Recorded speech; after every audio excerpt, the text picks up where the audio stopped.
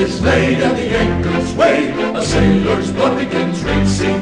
With our hearts unbound and our flag unfurled, we're underway and off to see the world. Underway and off to see the world. Hey ho, we'll go anywhere the wind is blowing, and it'll be sailing for adventure on a deep blue sea.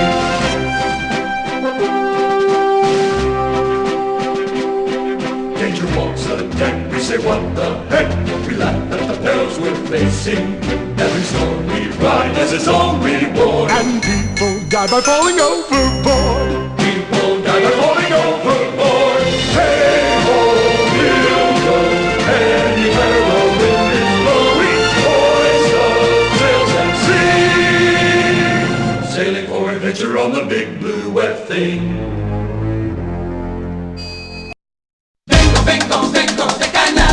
Our sea journey began in the port city of Valparaiso, Chile.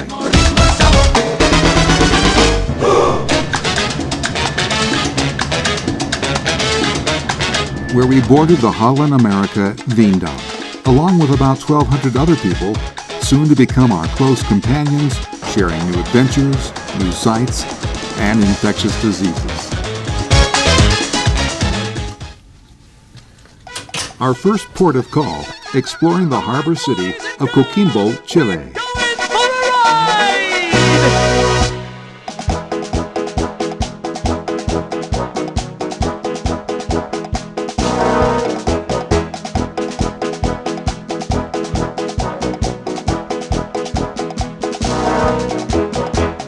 Hi-ho, horses!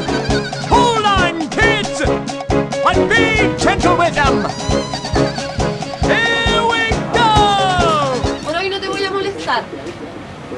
It was the region's gold and copper that led to its importance as a port around 1840, which resulted in its settlement by Europeans. It was first recognized as a town in 1867.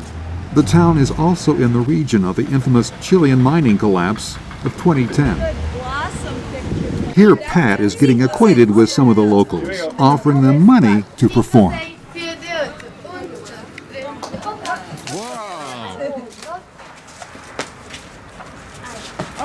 Ta-da! I guess that's all $1 will get you. But the most amazing thing we discovered was the city market.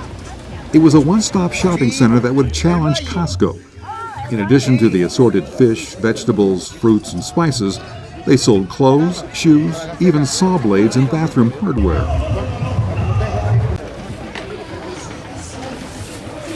They even had their own stand-up comic. Oh, yeah.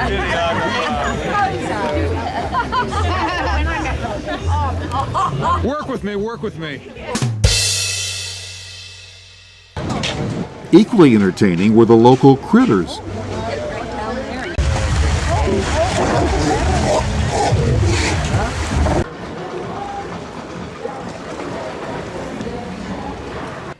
Soon it was time to return to the Veendam for 2 days at sea.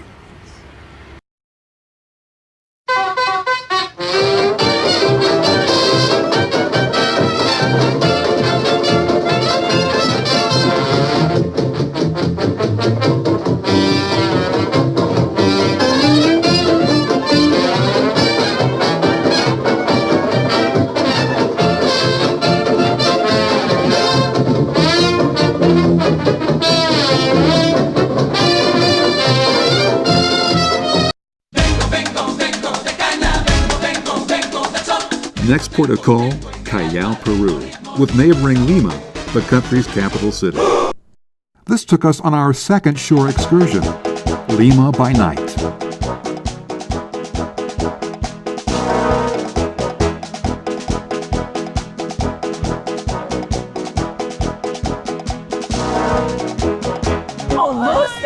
As you can see, everyone on the bus was quite excited.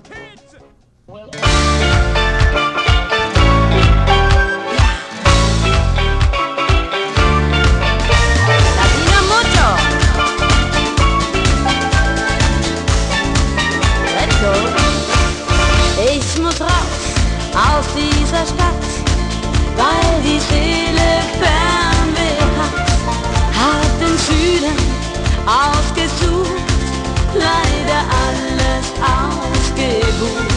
Statt bei Partys dort am Strand bin ich jetzt in St. Unbekannt. 1000 Meter über Meer, doch ich hätt's nie geahnt, was ich hier braun gebrannt mitten in den Bergen fand.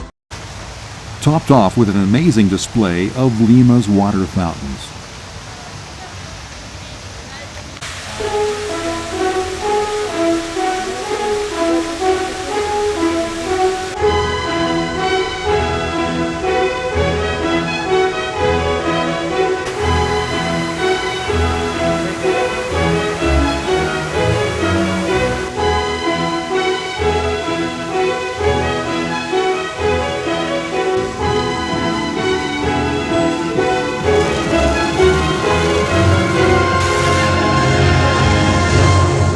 And now, Pat Berkheim chooses to challenge this very clever water fountain.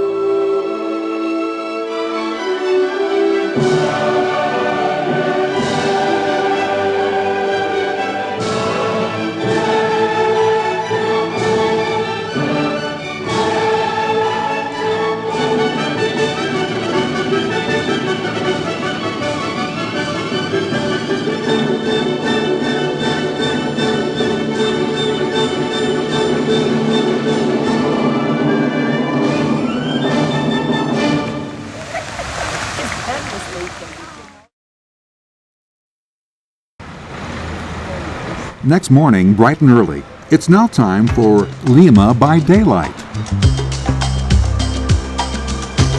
Lima, Peru is the world's only oceanside capital city. An inspiring overlook of its Pacific coast can be seen from its beautiful Park of Love.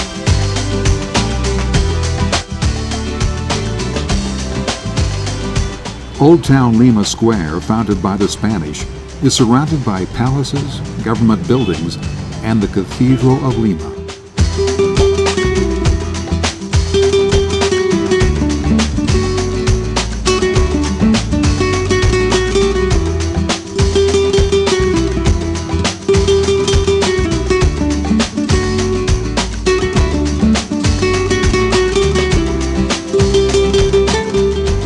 Lima also displays many boxes and balconies of Moorish architectural design, providing residents' ability to see while not being seen.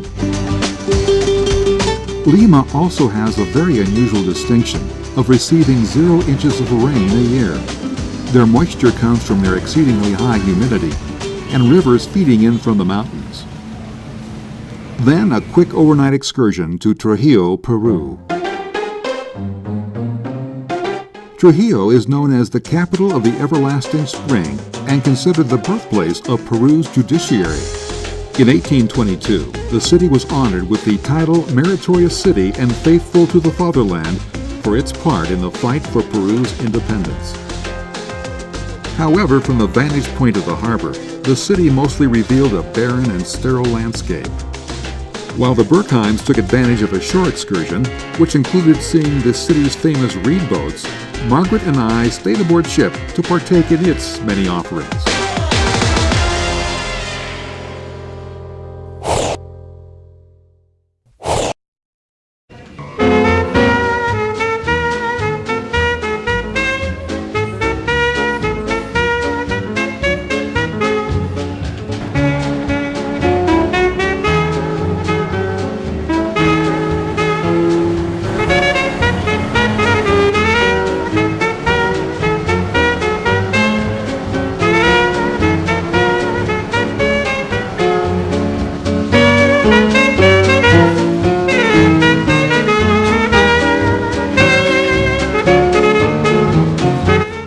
This is Bob. Bob's an Australian. Like all Australians, Bob eats his food funny. He uses a knife and fork at the same time while using the fork upside down. I talked with Bob about this strange habit along with his eating companion, Helmut, who is German. Okay. Bob, you're from Australia, correct? Correct. And how do you eat your food in Australia? Well, we eat food the right way with our knife in our right hand, fork in our left hand. Okay. Demonstrate. Well, we cut the product with the thing, pick it up, spear the food on the fork. One more time. We'll do it again.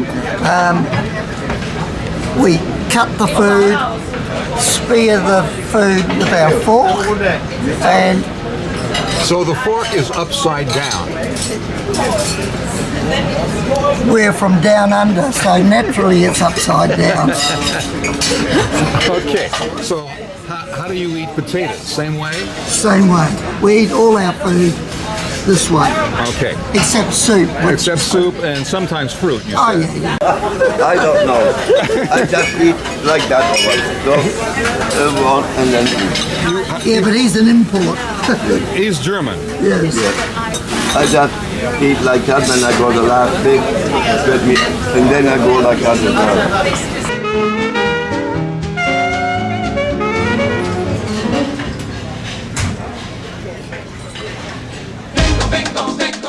Our travels took us next to Manta, Ecuador, as we continued our way up the western coast of South America. Around 12 million people live in Ecuador, which is about the size of Colorado. Our first stop, the Cultural Museum of Manta.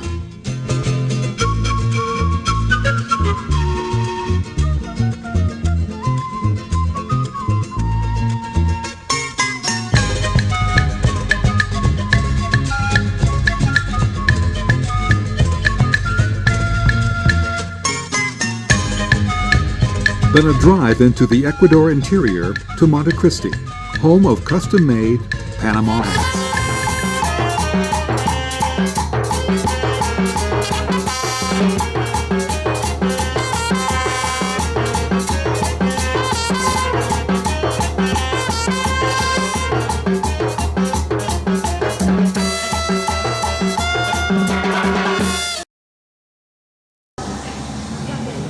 Despite its name, the authentic Panama hat originated in Ecuador beginning in the early 17th century.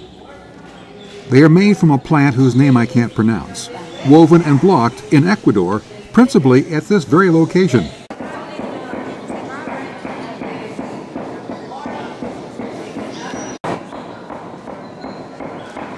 The hats were first shipped to Panama, a close-by and major shipping destination.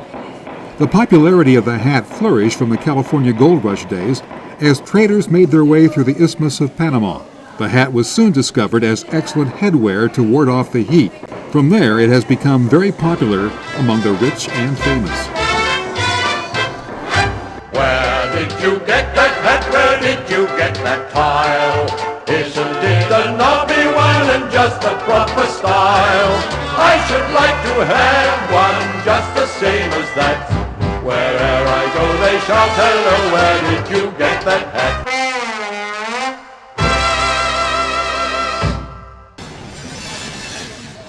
Our next stop took us to a most remarkable factory. Here the togwood nut, taken from another plant whose name I cannot pronounce, which is also native to Ecuador, is transformed into an ivory-like material, which is then made into a variety of figurines. The process is fascinating to watch.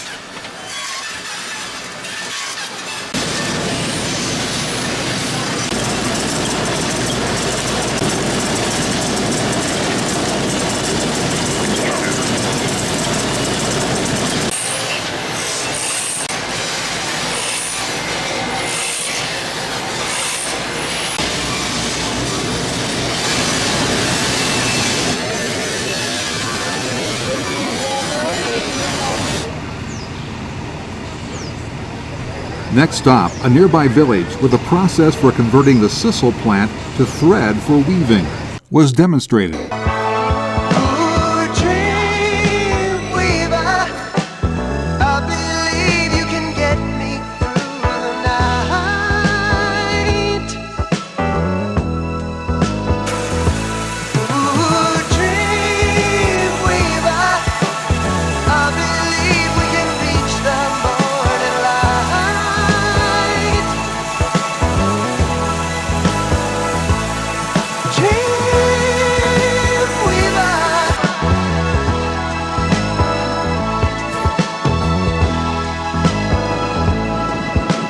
Then back to the ship to sail north in search of the equator. Okay, we are in the Pacific Ocean just off the coast of Ecuador, headed north. We are currently in the southern hemisphere, making our way towards the northern hemisphere. We are in fact in search of the latitude 00000000, which is also known as the equator.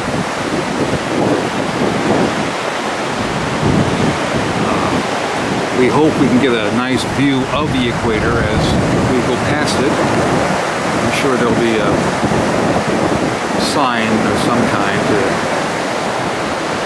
mark that point.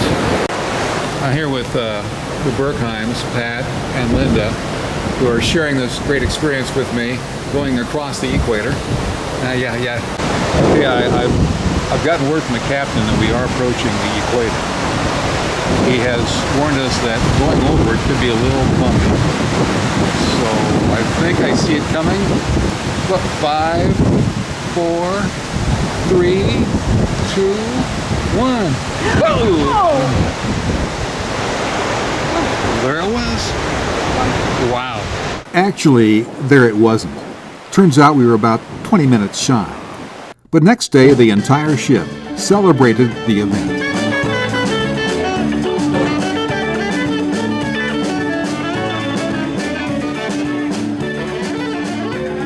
We got there early to get a good seat.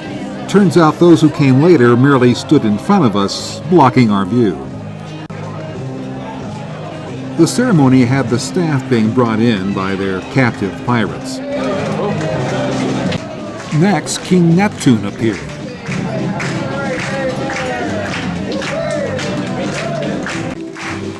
Followed by the captain and his sailing crew.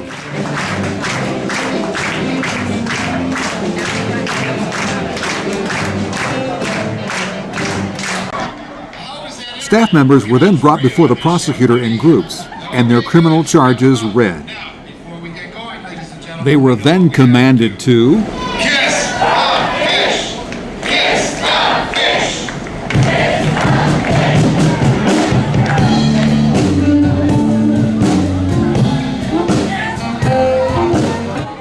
Then, for reasons never explained, some goop was lathered over them. Then the captain and his crew decided their fate: jump in the pool or forever remain gooped. Our ceremony is done. Our only hope is that you had fun. Well, yes, many did enjoy the festivities. In fact, many of the guests decided that they too should. Kiss the fish! So they did. Which seemed to lead to a breakout of illnesses, which led to the designation by the ship of Code Red. That's your hand.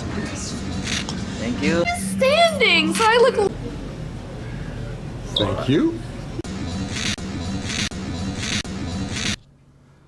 Well, you get the picture. But despite this very minor inconvenience, life at sea was enjoyable. As you strolled through the ship, you could hear a collection of languages.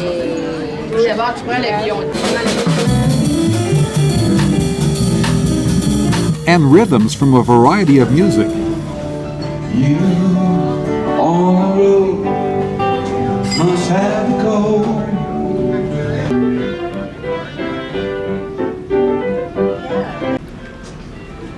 as well as the familiar clatter from the ship's casino. Occasionally you happen upon the sounds of an evening show's rehearsal. And you can take advantage of just quiet time reading in the library. Or on deck. Like me. And of course, many dining options.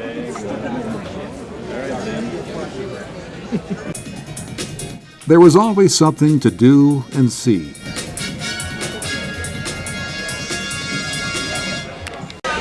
Time to get started with a brand new trivia challenge today. But one of our favorite pastimes was the afternoon progressive team trivia, where teams of 6 or less competed for best accumulated points for the cruise. So what landlocked sea does the Volga River flow into? We typically scored 14 points out of 18, finishing us in the middle. But we think some were cheating. As we moved northward, we reached our most anticipated destination, Panama City, Panama, and the Pacific entrance to the Panama Canal.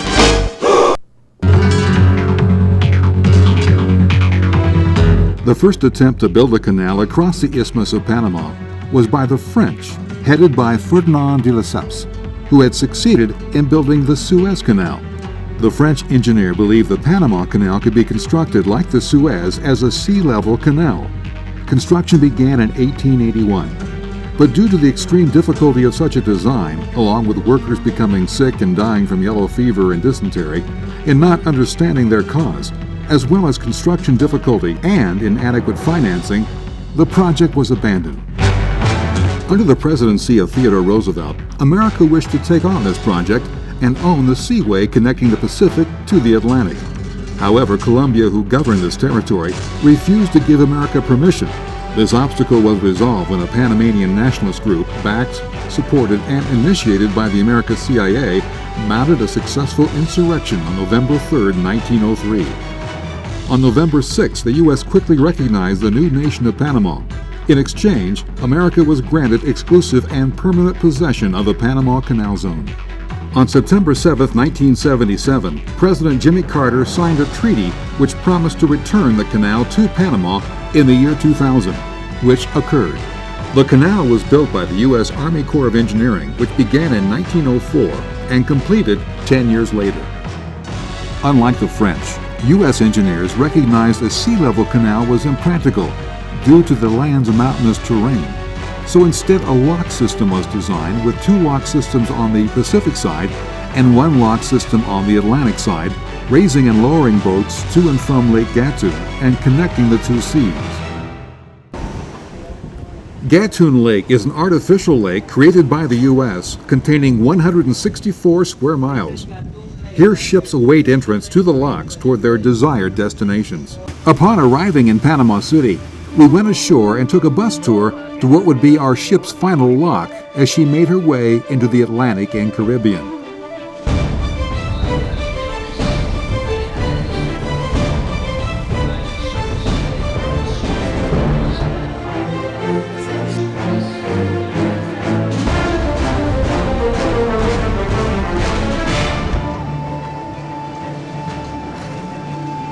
Next, we were taken to the site where construction is taking place on new Atlantic locks to enable passage of larger ships.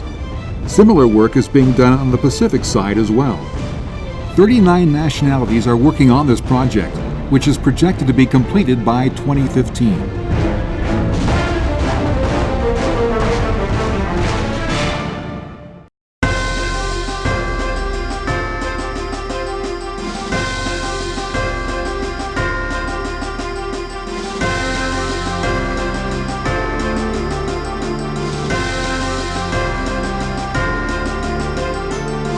The next day, it was our ship's turn to make its way through the locks.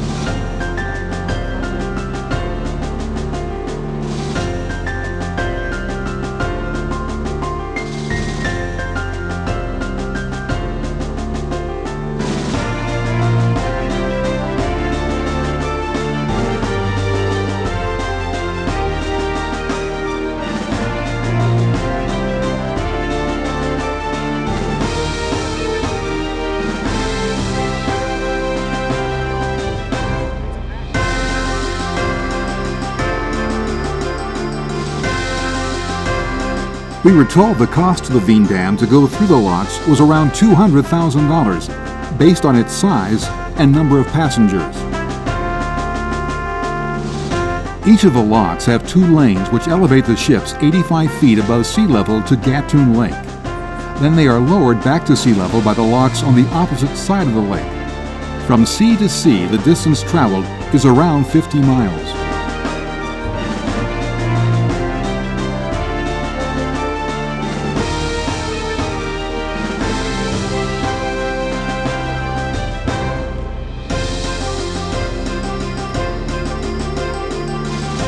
The water chambers are raised and lowered using gravity. The water is supplied by the lake. Around 51 million gallons of fresh water are used in each lock and eventually flushed into the sea.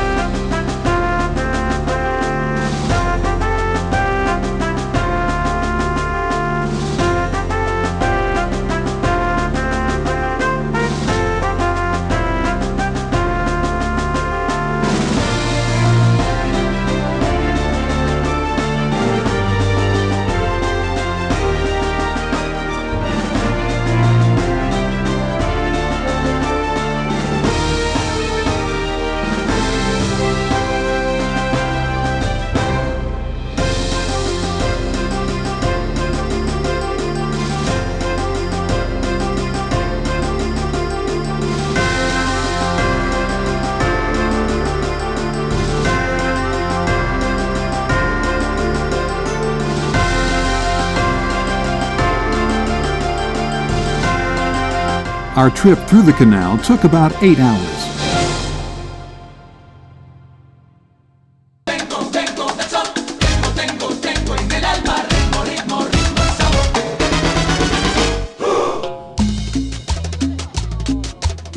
Our first Caribbean port was Cartagena, Colombia, where we took a bus tour of the city. The tour began at the site of a military fort built by the Spaniards to protect their gold and silver from pirates.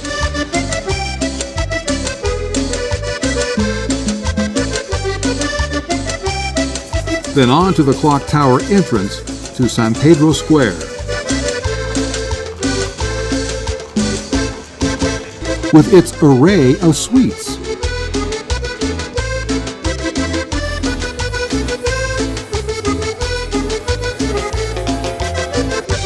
And sculptures, including this one of Columbus, whom, we were told, never visited Colombia. Next, the Naval Museum, which included some unexpected entertainment.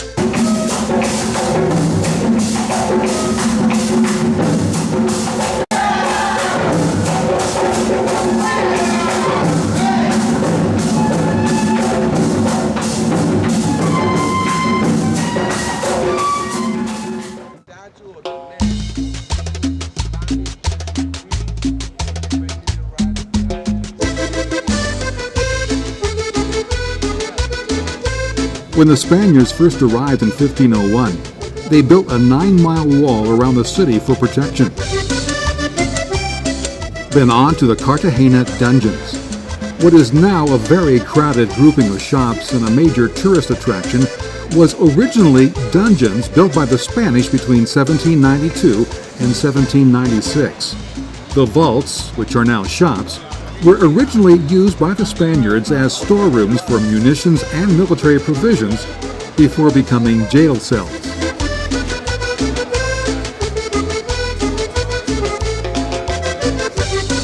Today, inmates have been replaced by very aggressive vendors.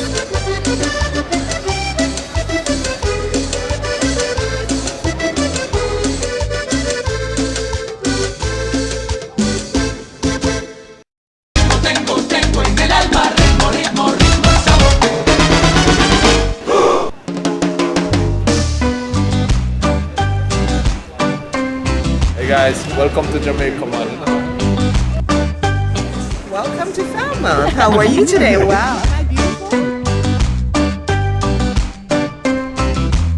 Yeah, man. What are we doing here? What are you doing? River tubing. Choco river tubing. While we signed our life away for the river tubing, the Berkheims headed their way to the Jamaica bobsled. Am Strand die Blätter, ja, da brockt mich wieder voll der Neid. Jamaica, cool running, a warm ist Wetter und funny. Jamaica, cool running, Azzurro, Himmel und sunny. Jamaica, cool running, nix mit schneller, faster and faster. Jamaica, cool running, alles Raster, Raster und Pasta. Cool running.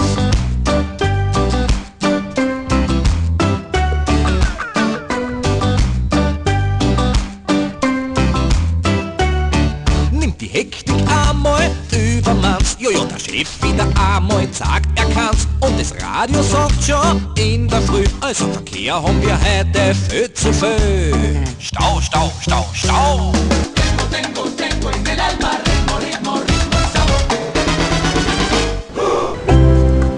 Next stop, Georgetown, Grand Cayman.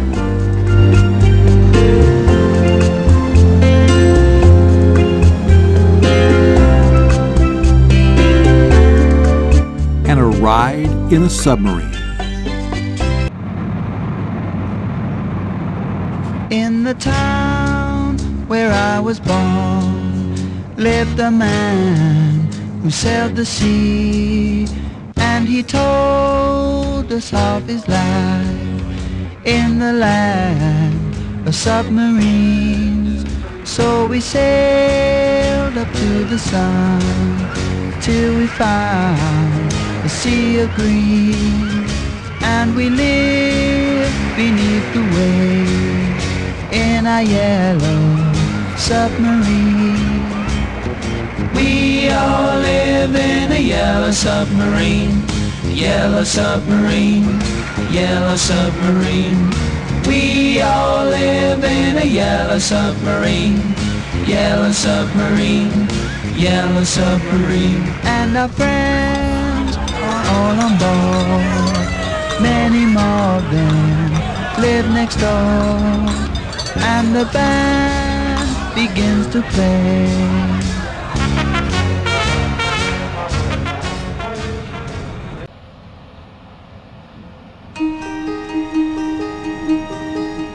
Then, homeward bound.